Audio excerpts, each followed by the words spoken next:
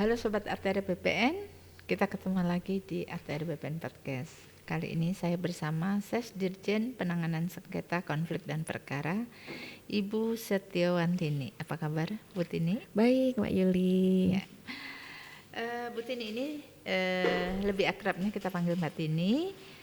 Kita akan ngobrol tentang penanganan pengaduan terkait kasus-kasus pertanahan. Tentunya kita ketahui bahwa kalau untuk pengelolaan pengaduan itu berada di Biro Humas, tetapi salah satu tupoksi dari Dirjen 7 adalah menangani tentang kasus-kasus terkait dengan pertanahan. Bu Tini, yang ditangani oleh Dirjen 7 terkait penanganan pengaduan itu kasus-kasus seperti apa? Jadi gini Mbak Yuli, di Dirjen 7 itu menangani kasus pertanahan. Kasus pertanahan itu ada 3 sengketa, konflik, perkara. Nah kasus ini biasanya adalah memperebutkan atau mempermasalahkan kepemilikan atas bidang tanah yang sama oleh 1 orang atau oleh 2 orang atau lebih. Jadi 1 bidang tanah diklaim kepemilikannya oleh 2 orang atau lebih, itu Mbak. Jadi yang diselesaikan oleh Dirjen 7 atau yang ditangani oleh Dirjen 7 adalah penyelesaian klaim kepemilikan tanah oleh lebih dari 1 orang, itu Mbak. Di situ ada sengketa, konflik, dan perkara. Kalau begitu, apa sih perbedaannya sengketa, konflik, dan perkara pertanahan itu? Kalau sengketa pertanahan itu adalah perselisihan kepemilikan atas bidang tanah oleh 2 orang. Jadi misalnya antara saya dengan Mbak Yuli. Jadi hanya orang per orang. Itu bisa orang dalam arti yang sesungguhnya, bisa badan hukum dengan orang, bisa badan hukum dengan badan hukum, atau instansi pemerintah dengan badan hukum. Tapi kalau konflik itu adalah perselisihan kepemilikan atas 1 bidang tanah oleh 1 orang dengan sekelompok masyarakat atau dengan banyak masyarakat. Itu perorangan di sini bisa badan hukum, bisa instansi pemerintah, bisa BUMN. Nah, biasanya yang terjadi konflik-konflik pertanahan itu antara instansi pemerintah atau BUMN atau badan hukum dengan kelompok masyarakat tertentu. Nah, kalau perkara ini adalah perselisihan kepemilikan tanah yang oleh para pihak penyelesaiannya diajukan melalui lembaga peradilan. Nah, nanti dari Dirjen 7 ini bertugas untuk menangani kasus tersebut dengan beracara di pengadilan berdasarkan surat kuasa yang diterbitkan oleh Menteri. Kira-kira seperti itu, Mbak Yuli. Kalau masyarakat ingin mengajukan pengaduan terkait dengan masalah kasus-kasus pertanahan, itu ada syaratnya nggak, Mbak Tini? Nah, ini sesuai regulasi kita ya Mbak Yuli. Kalau dulu itu kita tidak membuat persyaratan terhadap masyarakat yang mengajukan pengaduan kasus. Akibatnya pengaduan kasus itu banyak sekali. Nah, kita untuk menanganinya di awal pun menjadi kesulitan karena informasi yang diberikan itu sangat minim di dalam surat pengaduan tersebut. Yang kedua, kadang-kadang pengadu ini tidak jelas identitas dan legal standingnya. Nah, di dalam regulasi kita yang baru, Permen 20 tahun 2001, itu kita mensyaratkan bahwa apabila masyarakat akan mengajukan pengaduan kasus pertanahan, mereka harus memenuhi persyaratan yaitu melengkapi identitas diri, surat kuasa, dan identitas pemberi dan penerima kuasa apabila dikuasakan. Artinya si pemilik tanah tersebut tidak mengajukan pengaduan sendiri. Kemudian yang bersangkutan juga harus melampirkan fotokopi bukti kepemilikan. Bukti kepemilikan yang dia miliki itu apa? Kemudian dia juga harus bisa menceritakan kronologis kasusnya. Kronologis kasusnya itu objeknya di mana, letaknya di mana, luasnya berapa, dan kronologis dia memilikinya seperti apa dari awal sampai pengaduan itu diajukan. Nah, kurang lebih minimal ada persyaratan itu, Mbak. Nah, kalau tidak memenuhi persyaratan tersebut, akan kita kembalikan kepada pengadu untuk dilengkapi terlebih dahulu untuk dapat kita tindak lanjuti. Kira-kira seperti itu, Mbak. Berarti kalau nggak ada legal standingnya itu tidak terpenuhi ya Iya. syarat untuk Iya. ditindaklanjuti Iya. pengaduan yang masuk. Iya, jadi kita akan menindaklanjuti terhadap pengadu yang memang punya legal standing terhadap tanah itu, baik dia selaku pemilik sendiri atau bertindak selaku kuasa. Gitu.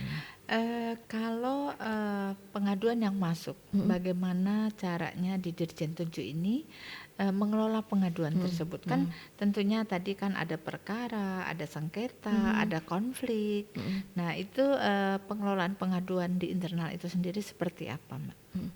Nah kalau perkara itu mungkin lebih simpel, Mbak Yulia, karena kita mengikuti jalannya penanganan perkara tersebut di pengadilan. Dari Dirjen 7, teman-teman dari Direktorat Perkara itu akan beracara di pengadilan berdasarkan surat kuasa dari Menteri tadi yang saya sampaikan, dan mengikuti jalannya persidangan tersebut di pengadilan tingkat 1. Di pengadilan negeri itu di situ ada agenda-agenda sidang, membuat jawaban, kemudian pembuktian, pemeriksaan saksi, dan lain sebagainya sampai putusan pengadilan negeri itu inkrah. Kalau PPN di pihak yang kalah, nanti ada upaya hukum lain, bisa ke tingkat pengadilan tinggi, kemudian masih ada juga di kasasi dan peninjauan kembali di Mahkamah Agung. Nah kalau sengketa dan konflik itu relatif hampir sama, Mbak, hampir sama, dan Dirjen 7 itu menerima distribusi pengaduan kasus tersebut melalui aplikasi persuratan. Itu kalau kita menerima melalui daring, nanti akan kita seleksi juga persyaratannya dan akan kita masukkan lebih dahulu ke dalam aplikasi persuratan. Intinya kita menerima semua pengaduan kasus itu dari aplikasi persuratan, baik dari Biro Umum secara langsung ataupun kita distribusi dari TUPP.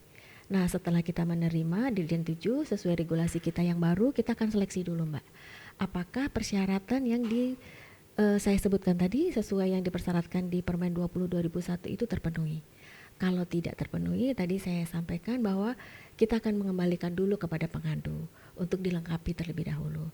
Kalau persyaratan itu sudah terpenuhi, persyaratan minimal tadi sudah terpenuhi, kita akan masukkan ke dalam aplikasi SKP yang kita namakan aplikasi Justisia.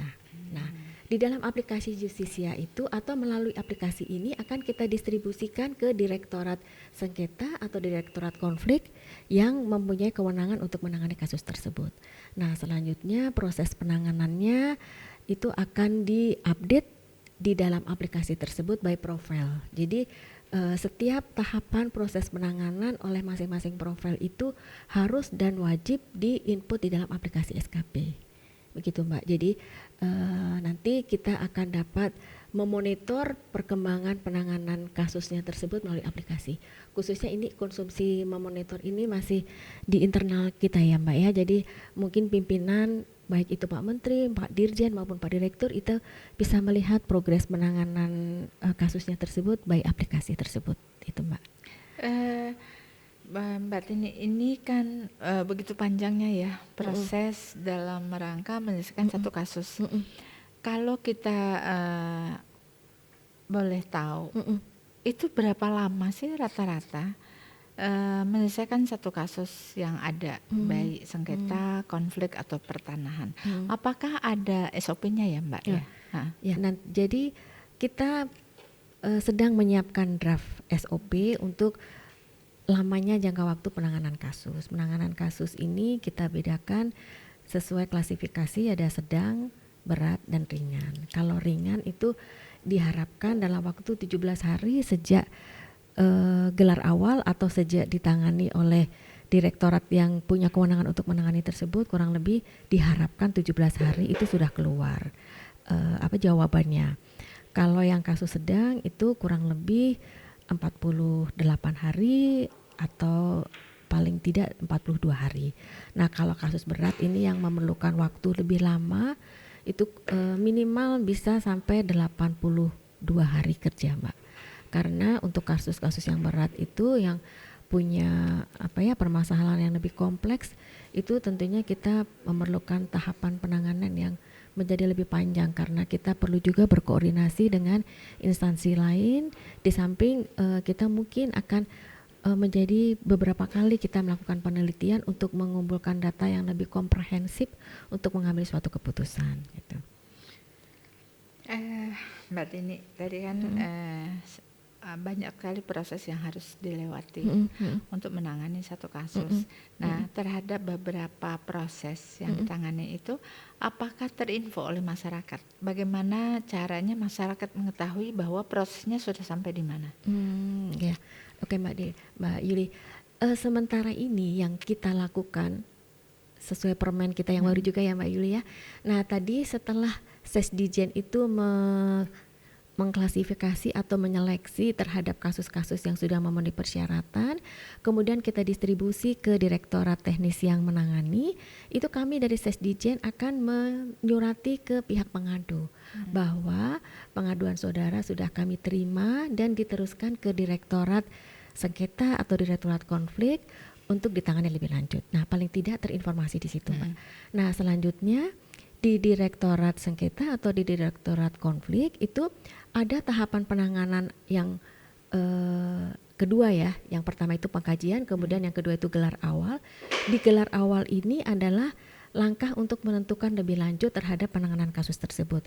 Ada 4 alternatif penyelesaian atau tindak lanjut dari gelar awal tersebut. Yang pertama akan disurati kepada pengadu, artinya dari direktorat itu langsung bisa menjawab pengaduan masyarakat tersebut. Yang kedua bisa juga akan diteruskan ke Kanwil atau Kantah untuk meminta kelengkapan data pendukung yang diperlukan. Yang ketiga mungkin saja pengaduan tersebut ternyata kewenangan instansi lain. Misalnya Mbak, kewenangan mengenai masalah kawasan hutan. Nah, nanti akan kita teruskan ke Kementerian Lingkungan Hidup. Nah, yang terakhir ini mungkin ini akan ditangani lebih lanjut. Mereka akan menyiapkan kertas kerja penelitian dan surat tugas penelitian untuk melakukan tahapan penanganan lebih lanjut. Nah, di gelar awal ini juga akan diinformasikan kepada pengadu bahwa pengaduan saudara sudah diterima oleh Direktorat titik-titik ya sengketa atau konflik dan sudah ditangani di gelar awal. Selanjutnya akan ditangani lebih lanjut dengan tahapan penanganan selanjutnya. Baru itu yang bisa kita informasikan kepada masyarakat, Mbak. Nah, di dalam penanganan kasus itu ada beberapa tahapan yang tadi saya sebutkan. Pertama adalah pengkajian, yang kedua gelar awal, kemudian ada penelitian, ekspos hasil penelitian, kemudian ada rapat koordinasi, ada gelar akhir, baru diambil suatu keputusan penyelesaian. Nah, kedepannya sebenarnya saya berharap tahapan-tahapan itu paling tidak bisa diketahui atau diakses informasinya oleh masyarakat, gitu Mbak. Okay. Sebetulnya cukup ini ya Bu Tini ya, cukup jelas ya tahap-tahapan yang dilalui. Namun demikian tadi kan disampaikan bahwa SOP untuk kasus yang ringan itu 17 hari, kasus yang berat itu 82 hari dan sedang itu 48 hari. Nah, dalam hal ini apakah pada saat kita menyampaikan bahwa kasus ini sudah didistribusikan ke dirjen direktorat terkait ataukah kasus ini selesai? Maksudnya yang 17 hari, 48 hari dan 82 hari ini. Ini SOP masih draft ya Mbak ya. Kami masih menunggu pengesahan dari pimpinan. Nah, itu dihitungnya dari sejak gelar awal tadi Mbak. Sejak gelar awal. Iya. Sejak gelar awal itu kan diputuskan kalau itu ringan tentunya langsung bisa dijawab ke pengadu. Nah, paling lambat itu 17 hari itu harus sudah bisa menginformasikan kepada pengadu. Tapi kalau itu kasus ringan itu berapa tadi 48 hari ya. 48 hari. Nah, itu dihitungnya juga dari gelar awal tersebut. Jadi kita menghitungnya startnya itu dari gelar awal ketika sudah dilakukan pengkajian dan dilakukan analisa internal di dalam direktorat tersebut untuk menentukan sikap terhadap penanganan pengaduan kasus tersebut. Gitu. Tapi pada saat kita memberitahukan kepada masyarakat bahwa kasus ini sedang ditangani, itu berapa hari? Adakah SOP-nya dari surat masuk sampai masyarakat pengadu itu mengetahui sebetulnya itu berapa hari? Nah, itu yang mungkin kita belum siapkan Mbak Yulia. Ini ide yang bagus juga. Nanti mungkin akan kita atur dari pertama kali masuk atau pertama kali diterima di Dirjen 7 sampai masyarakat itu terinformasi itu mungkin nanti menjadi bagian kita untuk membuat SOP-nya Mbak, supaya masyarakat tidak terlalu lama menunggunya. Iya, kadang-kadang sebetulnya masyarakat itu tidak mempersoalkan lama, Iya, tetapi jelas bahwa pengaduan saya ini diterima baik dengan BPN Iya, dan iya. ditindaklanjuti. Iya, Jadi mungkin informasi itu ya, Mbak Tini ya. Iya. Baik Mbak Tini, tentunya tadi kita sudah menanyakan bagaimana pengelolaan yang ada di internal Dirjen 7, bagaimana proses penanganan yang harus dijalankan. Nah, untuk itu kira-kira ada nggak kendala atau hambatan dalam mengelola itu sendiri? Kan tadi itu kan kalau saya lihat banyak sekali prosedur-prosedur yang harus dilalui gitu. Nah, mungkin apakah ada kendala atau hambatan? Hambatan dalam mengelola pengaduan ya Mbak. Nah, kalau hambatan dalam mengelola pengaduan ini sejauh ini yang kami rasakan itu kadang-kadang kita menerima pengaduan yang berulang-ulang untuk kasus yang sama Mbak. Nah, kasus yang sama ini ditanyakan bukan hanya oleh pihak yang punya kepentingan, tapi bisa juga oleh dari ORI, dari DPR, dari Menpan untuk mengadukan kasus yang sama. Nah, itu menjadi seolah-olah kayaknya pengaduan itu banyak gitu ya Mbak. Padahal sementara kasusnya ya itu saja sebenarnya yang ditangani atau yang diadukan. Kemudian yang kedua, kadang-kadang juga yang dari kendala dari kita yang jadi menghabiskan waktu ya Mbak. Itu kita sudah menangani suatu kasus, tapi yang bersangkutan itu tidak puas dengan keputusan yang sudah diambil oleh Dirjen 7. Nah, selanjutnya yang bersangkutan ini mengadu ke DPR, ke ORI, ke Menpan. Nah, selanjutnya Menpan ORI itu meminta informasi lagi ke BPN. Nah, sejauh ini kami masih memberikan informasi itu manual. Nah, buat saya ini makan waktu juga ya, karena kita juga harus membuat surat, mengklarifikasi terhadap apa yang sudah kita lakukan. Nah, ke depan itu ya, ini harapan ke depan Mbak Yuli, kalau itu bisa by system ORI atau instansi lain itu ngintip lah apa yang sudah dilakukan oleh Dirjen 7 terhadap kasus yang diadukan oleh masyarakat ke mereka, itu mungkin akan mengurangi pekerjaan kita ya. Jadi kita nggak perlu membuat secara tertulis klarifikasi tersebut, tapi masyarakat dapat mengakses sendiri gitu. ya, secara mengakses mandiri sendiri, ya. Sekalipun mungkin yang dapat diakses itu sebatas tahapan penanganannya gitu ya, belum sampai ke substansi isinya, karena substansi isinya selama itu masih dalam proses penanganan itu bersifat rahasia Mbak Yuli. Kita tidak boleh menginformasikan ke masyarakat kecuali kalau memang sudah selesai, sudah ada keputusan penyelesaian. Jadi di regulasi kita kalau masih dalam tahapan penanganan, itu proses yang sedang kita lakukan ini tidak boleh atau tidak dapat diinformasikan keluar. Tapi proses atau tahapan penanganannya itu bisa diakses oleh bisa diketahui oleh masyarakat. Ya. Tentunya harapan itu adalah harapan kita ya di kementerian ini, bagaimana masyarakat itu dapat mengakses sendiri sampai sejauh mana sih proses pengaduan yang dia sampaikan, yang ditindaklanjuti oleh kementerian. Ya mudah-mudahan aja Mbak Tini, doa kita bersama. Ini pengelolaan pengaduan dalam ini Biro Humas sedang ingin membuat aplikasi itu, di mana aplikasi yang ingin dibangun itu adalah aplikasi pengelolaan pengaduan secara terintegrasi. Sehingga antara satu unit dan unit lain juga dapat mengetahui kira-kira sampai sejauh mana proses yang sedang dijalankan, dan tentunya next aplikasi itu juga akan memberikan akses kepada masyarakat, di mana masyarakat secara mandiri dapat mengetahui seperti di dalam Sentuh Tanahku itu dengan kode surat masuknya itu dapat mengetahui sampai sejauh mana tentunya BPN terus berbenah untuk itu ya. Mudah-mudahan keinginan kita semua dalam rangka kita berkomitmen ingin melayani masyarakat secara lebih profesional dan terpercaya itu dapat segera terwujud. Nah, saat ini sebetulnya di Kementerian ATR BPN itu ada beberapa kanal pengaduan. Itu ada Tanya ATR BPN melalui tagar Tanya ATR BPN, itu adalah pengaduan, kanal pengaduan untuk mengakomodir kebutuhan pengaduan melalui media sosial. Setelah itu tentunya ada kanal lapor yang melalui aplikasi lapor yang dalam hal ini pengelolaannya itu berada di Menpan. Itu kanal aplikasi lapor itu sudah terintegrasi kepada 470 kantor dan 33 kanwil. Tentunya itu juga secara real time dapat dilihat, masyarakat juga tahu sejauh mana penyelesaian yang ada. Dan kita juga ada email melalui surat @atrbpn.go.id. Itu ada hotline pengaduan. Outlet pengaduan ini memang ada di seluruh kantor-kantor layanan, baik di pusat, di Kantah dan di Kanwil, dan ada loket penerimaan surat. Ya, saya sangat sependapat dengan Mbak Tini bahwa banyak sekali pengaduan-pengaduan dengan objek yang sama yang diadukan berkali-kali. Ya, kalau kita menghitung dengan jumlah, seolah-olah jumlah pengaduan itu banyak sekali ya Mbak. Padahal objeknya itu aja. Nah, memang kita juga secara administrasi juga sedang ada pembenahan dalam hal ini. Bagaimana nanti